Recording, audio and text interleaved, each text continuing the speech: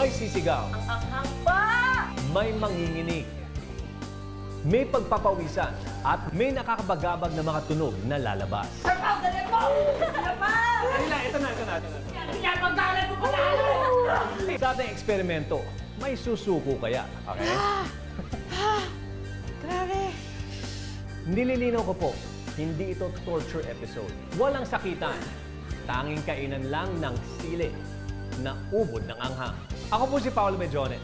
Ito ang nag-aapoy at nag-iinit na episode ng Demolition Job. Nasusunog na pakiramdam sa dila at lalamunan ang dulot ng maanghang na sili. Sa mga nagbabagang sausawan o mga umuusok na ulam. At karaniwan nating remedyo sa matinding anghang, ang tubig. Sinusolusyon na naman ito ng ilan sa pag-inom ng alak o di kaya gatas. Habang ang iba, asukal o toothpaste ang pang-apula ng lumalagablab ng anghang. Ano kaya sa mga ito ang epektibo at alin ang walang epekto? Ako nang anghangan, uminom ako ng tubig. Pag ako ang nagluto ng maanghang, ginagamitan ko ng asukal para mawala yung anghang. Ngayong gabi, isang espesyal na eksperimento ang ating gagawin na tiyak, ikakatakam at ikakainit ninyo. Makakasama natin si Chef Roger Sumalpong ng Cat Fabs Culinary School para magluto ng isang maanghang na Filipino dish. Buong tapang nahaharap sa hamon ng anghang ang komedyanteng si Tado Jimenez. Bokalista ng bandang Ruchis na si Jojo Maravilla. Ang cutie foodie na si Moon Peña Florida. Culinary student na si Jamie Ann Evangelista. Hot lad na si Jan. At ang Spice Girl na si Sara Ravelo. Ang putahe ngayong gabi, sobrang anghang na Bicol Express. Ilalagay na rin natin ang ating chili. Gawin nating super manghang, no? Siling labuyo. Inahamon ko ang mga nanonood dyan. Kaya ba itong tikman? Cheers.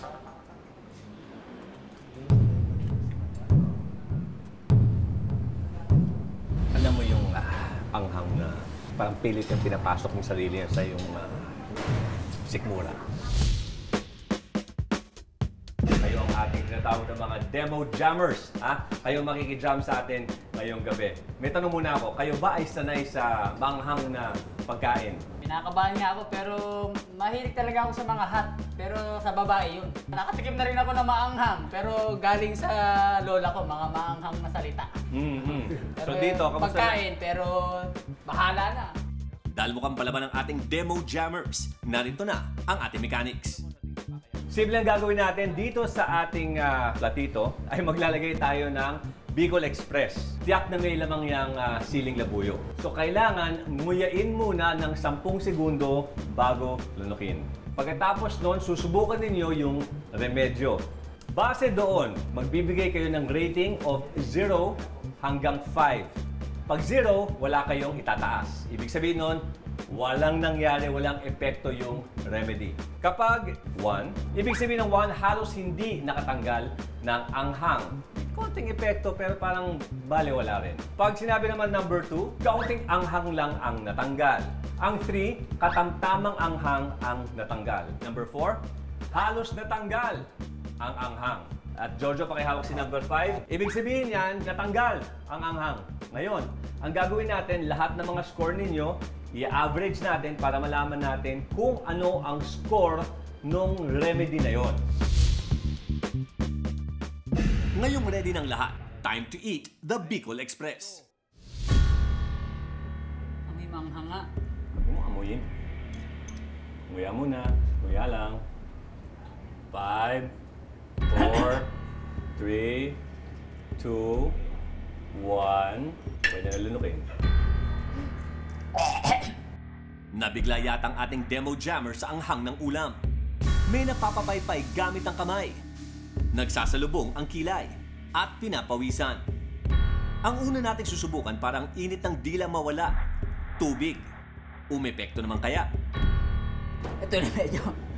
Remedyo. Yan ang remedyo natin. Ito na talaga. Lamig. Malamig na tubig. Kung si Tado hindi na halos makapagsalita, si Jan naman Malamig na tubig.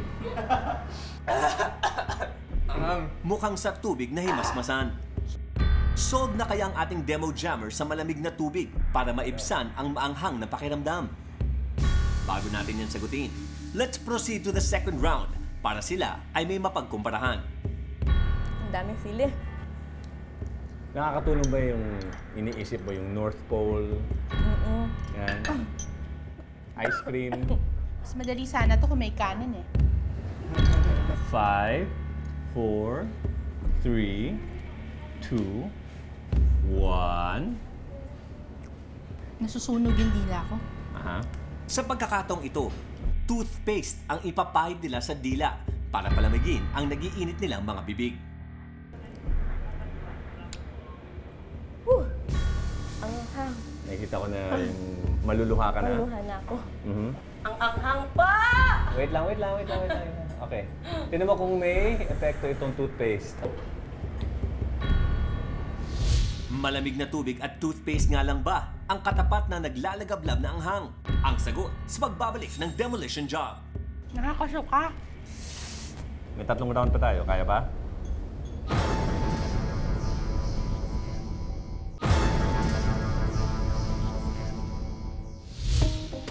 Ayon sa mga eksperto, ang sili ay mabisa raw antioxidant sa katawan.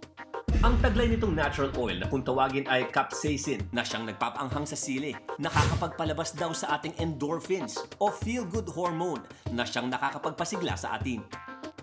Nakakapagpagaling din ito ng ilang karamdaman, gaya ng sakit sa puso at rayuma. Paano naman kaya ang sakit at hapding dala ng sobrang pagkain ng sili? Tubig nga lang ba ang katapat?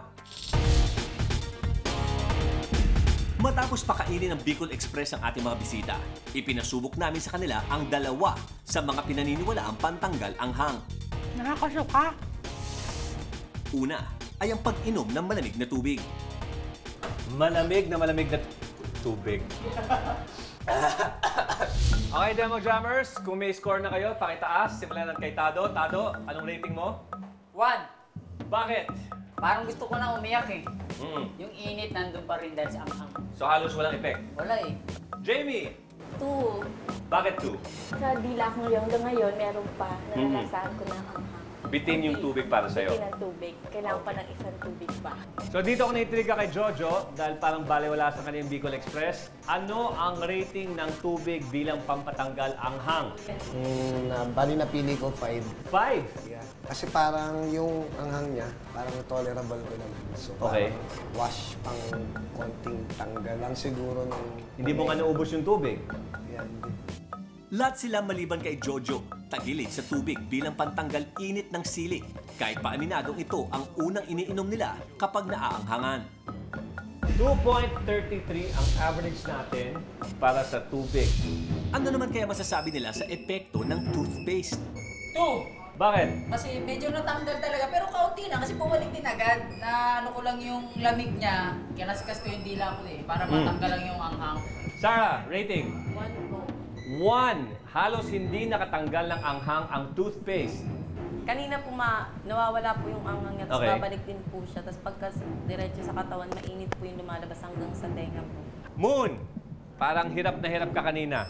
Sobrang anghang talaga kanina eh. Aha. So wala akong hindi siya talaga nakatulong yung toothpaste. Babalik rin siya at mas maanghang palalo. Anong rating mo? 0. 0. Walang epekto Wala. at all. At all. Okay. Parang dyan. 1. Bakit? Halos wala po nangyari. Bumango lang po yung hininga ko eh. Aha. Ang inaasahang pampalamig ng nag-iinit na bibig, bagsak para sa ating demo jammers. 1.33. So kita natin, sa tubig at toothpaste, mas epektibo ang tubig pampatanggal ng anghang. Ayon sa otorhinolaryngologist na si Dr. William Lim na eksperto sa pag-aaral ng epekto ng pagkain ng sili sa ating bibig at lalamunan, ang malamig na tubig raw ay hindi mabisang paraan pang-alis ng anghang. If you take a cold water, that would temporarily mask yung burning sensation, yung very cold water. Pero yung effect is lalo kakalat sa buong mouth mo. Kasi ang capsaicin is not water soluble. Ang paglalagay ng toothpaste sa dila o kaya'y pagtutoothbrush, hindi rin daw mainam na paraan. Wala akong clinical or scientific basis na yung toothpaste would relieve yung burning sensation sa mouth because of chili. Lalo anghang siguro kasi maanghang yung toothpaste. Sa pagkakataong ito, beer naman ang ating susubukan. Lalo na't itong kasakasama ng maanghang na pulutan. So Jojo, beer bilang pampatanggal ng anghang, first time mo marinig? Ay, hindi. Ano na yan eh. Talaga mga saling lahi ba? Saling lahi? Yung mga inom. Let's go. Wow! Walang pakuntangan. 5, 4, 3, 2, 1. Kampay. Uhaw. Sarap! Kombinasyon talaga siya. Ngayon sumarap ang beer ng ganito Nawala ko yun. Nawala? Napasayaw ako dun sa Ano yung nawala? Yung anghang o yung beer? Yung beer na nawala. parehas po. Hindi talaga ako nagbibili. Talaga? Wala sa itsura. Mukha lang akong adik, pero hindi ako nagbibili. Beer na yata ang nakikitang solusyon ng ating demo jammers sa anghang na nagpahirap sa kanila. Ang average natin dito is 4.83. So malinaw na doon sa tatlong nasubukan natin, beer ang pinakamabisang paraan para matanggal nga yung anghang. Ang beer has alcohol. Ang fat-soluble substances ay pwede ma-dissolve sa alcohol, but at high concentration ng alcohol.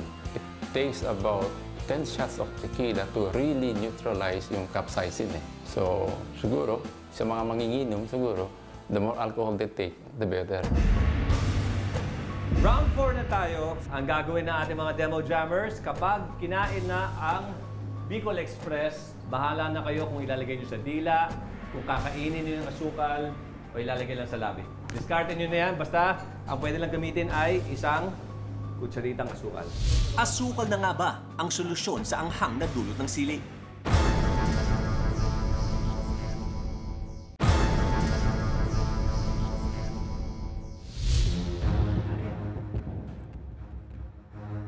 Kanina, asukal ang ginamit nating panabla sa sobrang anghang na Bicol Express. Ang balita? Binabulatihin ako nito. Kumakain ng asukal, binabulati. Yung ginhawa niya ay Number 3. Kasi katamtaman lang yung anghang na tanggal. Kung 3/4 kilo ang kakainin mong asukal, baka matanggal. Yung kasi kutsarita lang eh. Tansya ko lang Para sa ating demo jammers, bahagyang nakatulong ang asukal para humupa ang nag-aapoy na pakiramdam sa bibig. At ang average ay 3.16. On average, sinasabi naman nilang lahat na oo, natatanggal ang anghang pero bumabalik yung sipa. Sugar is glucose. It binds more dun sa receptors, mga sweets. So, i-displace niya yung capsaicin dun sa receptor ng nerve receptors, kaya mawawala. Sa puntong ito, wala pang nakaka-perfect score sa ating mga chili cure. Magawa na kaya ito ng gatas?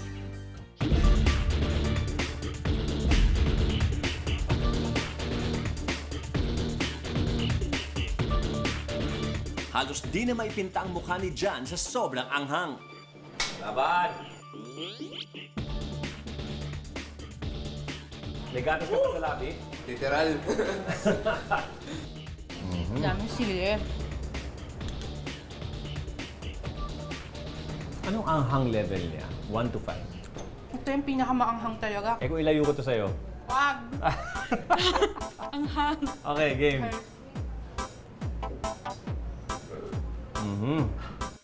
Matapos namnamin at masarapan sa gatas, tuluyan na itong hinusgahan ng ating mga bisita. Gatas bilang epektibong paraan ba para matanggal ang anghang? Tado, 5. Jojo, 4. Si Jan, 5. Jamie, 4. Moon, 5. At si Sarah naman, 4. So pag kinuha natin ang total nito, ang labas ay 4.5. Naging dikit ang labanan.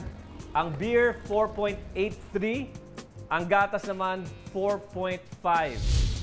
Gatas or yogurt, which is a milk derivative, is the proven talaga. It's most effective to control yung burning sensation ng chili ng capsaicin. Milk has lactic acid, which is acidic. So it neutralizes the basic component ng chili. That's why nawawala yung burning sensation. Sa ginawa nating eksperimento, lumalabas na sa 5 pinaniniwalaang pang-alis ang hang, ang tubig at toothpaste halos walang epekto. Habang ang asukal, katamtaman lang ang naaalis ng hang. Gatas at beer naman ang lumabas na pinaka-epektibo. Dahil dyan, may isa pa akong pahabol na hamon para sa mga demo jammers. Ilabas ang kamay. Ha? Tigisa kayo. Oh my God. Okay, bagong pitas yan. Ganito naman ang ating gagawin. Para matapos na tayo. Pag pinasok sa bibig, kailangan nguyain.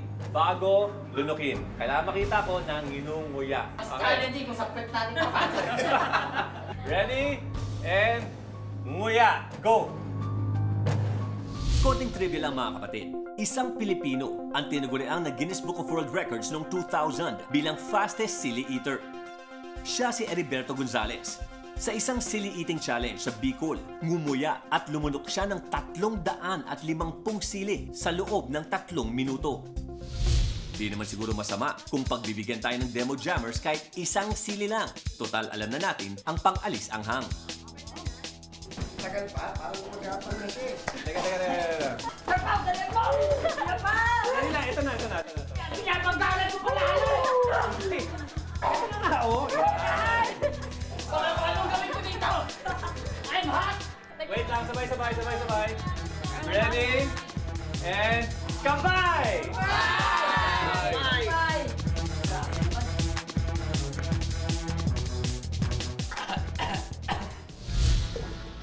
Hindi na maaalis sa kulturang Pinoy ang pagkahilig natin sa mga maaanghang na handa. Paano naman kasi? Mas masarap at mas magana kumain kapag may halong sili. Pero tulad ng lahat ng bagay, kapag nasobrahan, dapat alam natin ang tamang paraan para maibsan ito. Tandaan mga kapatid, lahat ng sobra ay masama. Ito ang Demolition Job.